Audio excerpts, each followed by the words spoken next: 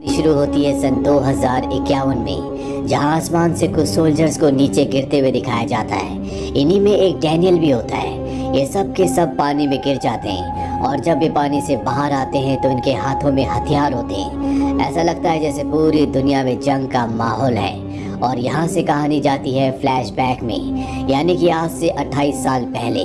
वक्त होता है सन 2022 का, जहाँ पर डैनियल को दिखाया जाता है जो अपनी वाइफ और अपनी बेटी के साथ रहता है। वो एक बायोलॉजिस्ट है, लेकिन उसके पास कोई भी अच्छा जॉब नहीं है, इसीलिए वो टीचिंग करता है। पर उसका आर्मी रिसर्च लैब में एक इंटरव्यू है जिसके लिए बहुत एक्साइटेड होता है।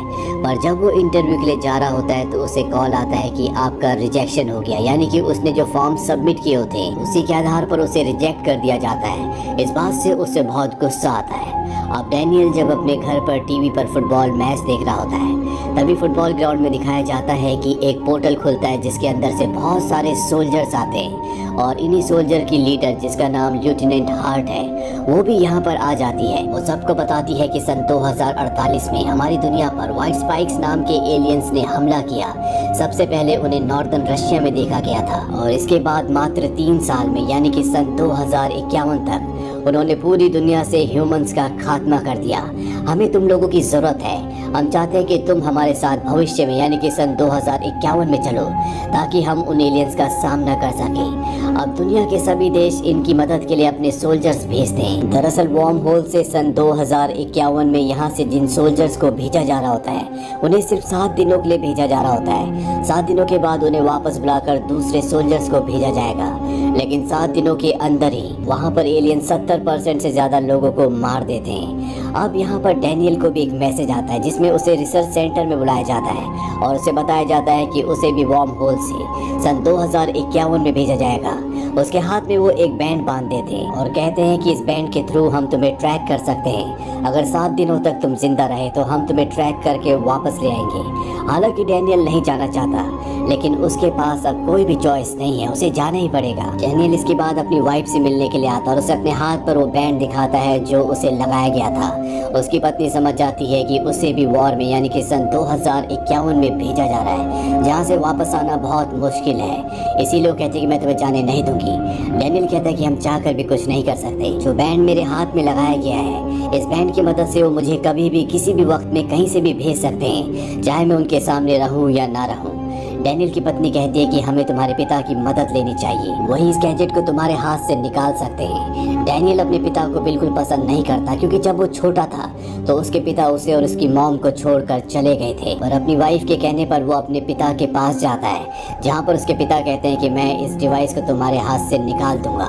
लेकिन इससे पहले इन दोनों के बीच में आर्ग्यूमेंट्स हो जाते हैं। इसीलिए डैनियल गुस्से और जिद में अपने हाथ के गैजेट को निकलवाए बिना ही यहाँ से चला जाता है। वो अपनी पत्नी से कहता है कि अब मुझे भविष्य में वॉर में जाना ही पड़ेगा। उसकी पत्नी को इस बात से बहुत दुख होता है। डैनियल अपनी बेटी को भी अलविदा कहता है और उस रिसर्च सेंटर में पहुंच जाता है, जहां पर उसके जैसे और भी बहुत सारे लोग आए होते हैं, जिन सबको अब भविष्य में भेजा जाना है। उनके सामने एक आर्मी का ऑफिसर प्रेजेंटेशन दे रहा होता है। तभी एक लड़की पूछती है कि जब हमारे पास टाइम ट्रेवल करने की शक्ति है तो क्यों ना हम सन 1948 में जाए, जब एलियंस हमारी दुनिया में आए थे और उन्हें हमारी दुनिया में आने से पहले ही खत्म कर दिया जाए। अब यहाँ पर जो ऑफिसर बैठा होता है वो कहता है कि हमारे पास जो टाइम मशीन है बस वो 30 साल के अंतराल में ही काम कर सकती है। या तो हम यहाँ से सन 2051 में जा सकते हैं या 2051 से सन 2022 में। इसके अलावा हम किसी भी टाइम लूप में किसी भी समय में नहीं जा सकते। अब यहाँ पर इनकी ट्रेनिंग शुरू हो जाती है। ट्रेनिंग के दौरान ही यहाँ पर लेफ्टिनेंट हार्ट आती है और वो कहती है कि भविष्य में, यानी कि सन 2051 में एलियंस ने हमारी लैब के ऊपर हमला कर दिया है, जो कि हमारा एक बहुत ही इम्पोर्टेंट एरिया है। इसीलिए अभी हमें वहाँ जाना होगा।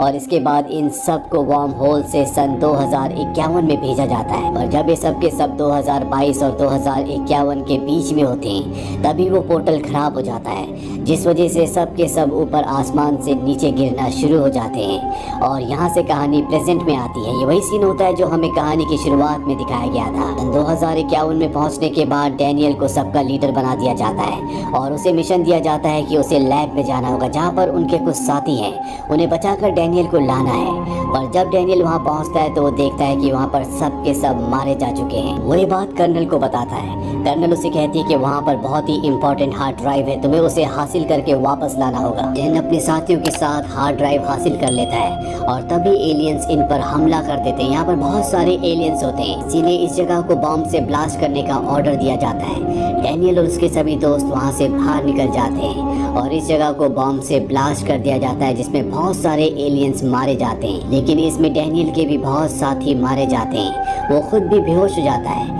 और जब उसे होश आता है तो वो एक टेंट के अंदर होता है, जहाँ पर बगल वाले बेड में उसका एक साथी भी होता है। जब ये दोनों बाहर आते हैं तो देखते हैं कि वहाँ पर इनका एक और साथी बचा हुआ है। दरअसल एलियन से सिर्फ ये 3 ही बचे होते हैं। बाहर जो इनका साथी होता है वो यहाँ पर तीसरी बार आ रहा है, यानी कि वो 3 बार एलियंस का सामना कर चुका है। डैनियल उससे पूछता है कि तुम तीसरी बार यहाँ पर आए हो, क्या तुम्हें मौत से डर नहीं लगता? क्या तुम्हारा कोई परिवार नहीं है? वो बताता है कि उसे कैंसर है, इसी हॉस्पिटल में मरने से अच्छा है कि मैं वॉर में शहीद हो जाऊं। अब यहाँ पर कर्नल आती है और जब डैनियल उसे ध्यान से देखता है तो कहता है कि मैंने शायद तुम्हें कहीं देखा है, शायद मैं तुम्हें जानता हूँ। कर्नल उसे बताती है कि मैं आपकी बेटी हूँ। दरअसल भविष्य में अब वो बड़ी हो चुकी है। कर्नल उसे देखकर बहुत खुश होता है, उसे अपनी बेटी पर फख्र होता है कि आज वो कर्नल है। वो अपनी बेटी के गले लगना चाहता है लेकिन उसकी बेटी मना कर देती है। वो कहती है कि यहाँ पर नहीं, यहाँ पर हम सिर्फ एक सिपाही हैं। वो डैनियल को बताती है कि हमें फीमेल वाइट स्पाइक्स को पकड़कर किसी भी हालत में लाना होगा जो कि बच्चे देती है, ताकि हमें पता लग सके कि ये जो एलियंस है ये सरवाइव कैसे करते हैं, किस चीज़ पर जीते हैं। और अब डैनियल और उसकी बेटी उस फीमेल वाइट स्पाइक को यानी कि एलियन को पकड़ने के लिए यहाँ से निकल पड़ते हैं और उस जगह पहुँच जाते हैं जहाँ पर वो फीमेल एलियन है। डैनियल की बेटी कर्नल डैनियल से कहती है कि आप ऊपर हेलीकॉप्टर में ही रहना, मैं अपनी टीम के साथ नीचे जा रही हूँ। वो नीचे जाती है और अपनी टीम के साथ उस फीमेल एलियन को पकड़कर एक केज में बंद करने की कोशिश करती है, पर तभी दूसरे एलियंस को पता चल जाता है। वो सब के सब इनकी तरफ भागना शुरू कर देते हैं। डैनियल ऊपर से देख लेता है, वो अपनी बेटी को बचाने के लिए नीचे आ जाता है, लेकिन अब ये उस फीमेल एलियन को केज के अंदर बंद कर चुके होते हैं और केज को हेलीकॉप्टर से निकालकर यहाँ से ले जाते हैं। पर यहाँ पर जो दूसरे हेलीकॉप्टर्स होते हैं उन पर एलियंस हमला कर देते हैं, जिससे वो सब के सब तबाह हो जाते हैं। डैनियल और कर्नल आर्मी की एक गाड़ी में बैठ जाते हैं। कर्नल लगातार एलियंस पर फायरिंग करती है और इस तरह से दोनों के दोनों यहाँ से निकलकर एक बीच पर पहुँच जाते हैं जहाँ पर एलियंस नहीं होते। कर्नल डैनियल से कहती है कि मैंने तुमसे कहा था कि तुम्हें हेलीकॉप्टर में रहना है, पर तुम नीचे क्यों आए? डैनियल कहता है क्योंकि मैं तुमसे बहुत प्यार करता हूँ। पर कर्नल की आंखों में, उसके दिल में उसके लिए कोई प्यार नहीं होता। और जब वो कर्नल से इसकी वजह पूछता है तो वो बताती है कि वही वजह है जिस वजह से तुम अपने पिता से प्यार नहीं करते। जब मैं छोटी थी तो तुम मुझे छोड़कर चले गए थे, इसके बाद मॉम और तुम अलग हो गए। कुछ वक्त बाद तुम्हारी मृत्यु हो गई। मैंने तुम्हारे साथ कभी भी वक्त नहीं गुजारा, लेकिन यहाँ पर माहौल ऐसा होता है कि ये इन सब चीज़ों को डिस्कस नहीं कर सकते क्योंकि इनके पास और भी बहुत बड़े बड़े काम हैं। अभी उस लैब तक पहुँच जाते हैं जहाँ पर फीमेल एलियन को बंदी बनाकर रखा गया है। कर्नल उसके ब्लड सैंपल्स लेती है जिससे वो उसके लिए एक ऐसा टॉक्सिन बनाती है जिससे यहाँ पर सभी एलियंस को मारा जा सकता है। लेकिन इनके पास इतने रिसोर्सेज नहीं होते कि यहाँ पर ये इस सैंपल के और भी कई सारे सैंपल्स बना सके, यानी कि इन्हें बहुत सारी दवा की ज़रूरत होगी। इसीलिए कर्नल अपने पिता से कहती है कि वापस आपको सन 2022 में जाना होगा ताकि आप इस दवा के सैंपल से बहुत सारी दवा बना सको और इसके बाद आप दवा लेकर वापस आ जाना ताकि हम एलियंस को खत्म कर दें। ये दोनों के दोनों लैब से बाहर निकल जाते हैं। तभी फीमेल एलियन होश में आ जाती है और यहाँ पर वो अपने साथी एलियंस को खतरे का सिग्नल देती है जिससे सभी एलियंस इस तरफ आ जाते हैं। वो इन सब के ऊपर हमला कर देते हैं और इस हमले में कर्नल बुरी तरह से जख्मी हो जाती है। डैनियल अपनी बेटी की ऐसी हालत देखकर बहुत परेशान हो जाता है। वो कहता है कि अब मैं पास्ट में वापस नहीं जाऊंगा, पर उसकी बेटी कहती है कि आपको जाना होगा, मुझे आप पर विश्वास है। साथ ही वो अपने पिता से माफ़ी भी मांगती है। वो कहती है कि मैं सिर्फ आपसे नाराज़ थी, मैं आपसे बहुत प्यार करती हूँ। आपको वापस जाना होगा और दवा लेकर इसी दुनिया में इसी वक्त में वापस आना होगा। तभी एक एलियन आता है जो कर्नल को खींचकर अपने साथ नीचे ले जाता है। डैनियल अपनी बेटी को बचाने के लिए ऊपर से नीचे कूदता है, लेकिन तभी उसका वार्म होल यानी कि सन 2022 में वापस जाने का टाइम हो जाता है, जिससे वो सन 2022 में पहुंच जाता है। वहाँ पहुंचकर वो बहुत दुखी होता है क्योंकि वो अपनी बेटी को बचा नहीं पाया होता। पर अब उसके पास टॉक्सिन बनाने का सैंपल है जो उसे उसकी बेटी ने दिया था। वो उसे लेफ्टिनेंट को देता है और कहता है कि इस सैंपल की बहुत सारी दवा बना दो, मुझे जल्द से जल्द वापस जाना होगा। लेफ्टिनेंट उसे बताती है कि अब चाहकर भी तुम वापस नहीं जा सकते क्योंकि टाइम पोर्टल पूरी तरह से खराब हो चुका है। ये सुनकर उसे बहुत दुख होता है। डैनियल वापस अपने घर जाता है जहाँ पर वो अपनी बेटी से मिलता है जो कि इस वक्त में छोटी है। वो अपनी बेटी को अपने गले से लगा लेता है, उसे बहुत प्यार करता है और अपनी पत्नी को बताता है कि हमारी बेटी आगे चलकर एक बहुत बड़ी कर्नल बनेगी और एलियंस को मारने वाला टॉक्सिन बनाएगी, जो टॉक्सिन मैं वहाँ से इस दुनिया में लेकर आया हूँ। वहीं डैनियल अपने उस दोस्त से मिलने के लिए जाता है जो उसके साथ सन 2051 में गया था। उसके गले में एलियन का एक नाखून होता है जिसे लैब में ले जाते हैं और इन्हें पता चलता है कि एलियंस का जो ओरिजिन है वो लावा की राख है, यानी कि वो लावे की राख से बने होते हैं। डैनियल का एक स्टूडेंट होता है जिसे लावे की राख के बारे में बहुत कुछ पता होता है। ये उसके पास जाते हैं जो इन्हें बताता है कि सन 1946 एडी में धरती पर एक जगह बहुत ज्यादा लावा निकला था। लावे की राख चारों तरफ फैल गई थी। इसके बाद वही जगह बर्फ से ढक गई जिस वजह से वहाँ पर रहने वाले जीव उसी बर्फ के नीचे दब गए, जो हो सकता है कि आज भी वहाँ पर पूरी तरह से जिंदा हो। पर आने वाले वक्त में ग्लोबल वार्मिंग से जब बर्फ पिघलेगी तो हो सकता है कि वो जमीन के ऊपर आ जाए और इंसानों के ऊपर हमला कर दें। यहाँ पर डैनियल को समझ में आ जाता है कि जो भी ये बच्चा थियरी कह रहा है वो पूरी तरह से ठीक है। इसीलिए वो यूएस डिफेंस सेक्रेटरी को ये सारी बातें, ये सारी थियरी समझाता है, पर वो उसकी इस थियरी को खारिज कर देते हैं। लेकिन डैनियल्स किसी भी कीमत पर उन सभी एलियंस को खत्म करना चाहता है क्योंकि उसने अगर उन एलियंस को खत्म कर दिया तो भविष्य में यानी कि सन 2051 में उसकी बेटी की जान बच जाएगी क्योंकि फ्यूचर पूरी तरह से बदल जाएगा। इसीलिए सबसे पहले वो अपने पिता के पास जाता है क्योंकि उनके पास हेलीकॉप्टर्स होते हैं। वो अपने पिता को पूरी बात समझाता और बताता है कि अगर मुझे अपनी बेटी को यानी कि तुम्हारी ग्रैंड डॉटर को बचाना है तो हमें उस जगह जाकर उन सभी एलियंस को खत्म करना होगा। उसके पिता भी अपनी ग्रैंड डॉटर से बहुत प्यार करते हैं, इसीलिए वो उसके साथ जाने के लिए मान जाते हैं। यहाँ पर लेफ्टिनेंट हर्ट ने उस टॉक्सिन से जो डैनियल भविष्य से लाया था उससे बहुत सारे टॉक्सिन्स बना लिए होते हैं। अब ये सब के सब वहाँ पहुंचकर एक ब्लास्ट करते हैं जिससे जमीन के नीचे जाने का रास्ता खुल जाता है। ये सब के सब नीचे चले जाते हैं। वहाँ पर पहुंचने के बाद देखते हैं कि वहाँ पर एक एलियन शिप है जो क्रैश हो चुका है जिसमें सभी एलियंस मारे गए थे। पर एलियंस अपने साथ यहाँ पर दूसरे बायो वेपन्स लेकर आए थे जिन्हें कहा जाता है व्हाइट स्पाइक्स। ये वही बायो वेपन्स यानी कि वही एलियंस है जिन्होंने सन 2048 में धरती की कोख से निकलकर दुनिया की लगभग पूरी आबादी को खत्म कर दिया था।